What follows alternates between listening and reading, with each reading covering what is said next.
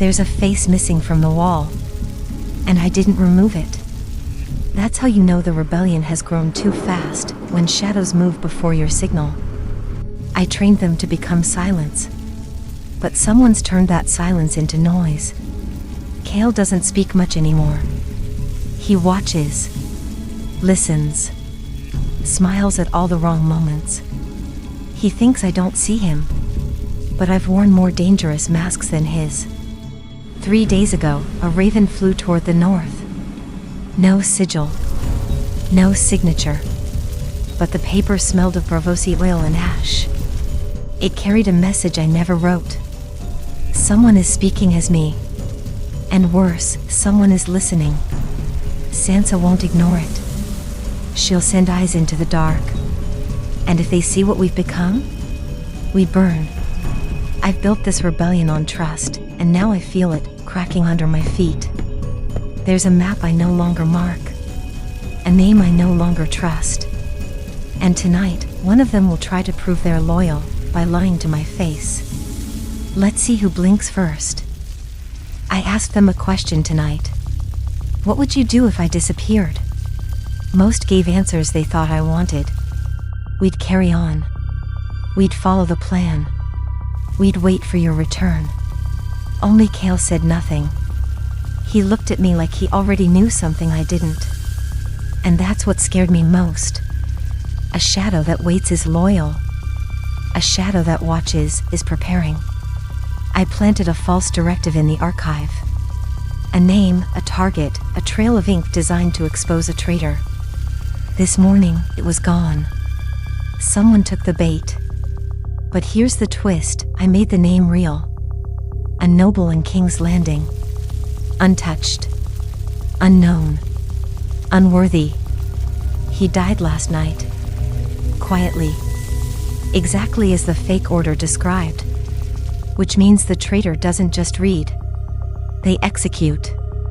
And worse, they think they're doing it for me. This rebellion was born in silence, but it's growing teeth. And the mask I fear most is the one I didn't give. Tonight, I walked alone through the archive, where we store the faces. Each mask tells a story, a lesson, a price. But near the bottom, where only I tread, I found something that shouldn't exist. A face. Not ancient. Not forgotten. Fresh. Mine. Perfectly carved. Precisely aged. Eyes that weren't mine, but had studied mine. Someone has copied me. Every scar. Every freckle. Even the faint mark I got from my first kill. This is not admiration. It's invasion. I didn't know whether to burn it or wear it. I held it in my hands and asked myself, if someone wears your face better than you, are you still you? Footsteps echoed behind me. I turned. Nothing. Just dust. And silence. But in the dark, I whispered one truth aloud. Someone is wearing me. And soon, they won't be pretending. I thought the dead were the only ones who wore masks. But I was wrong.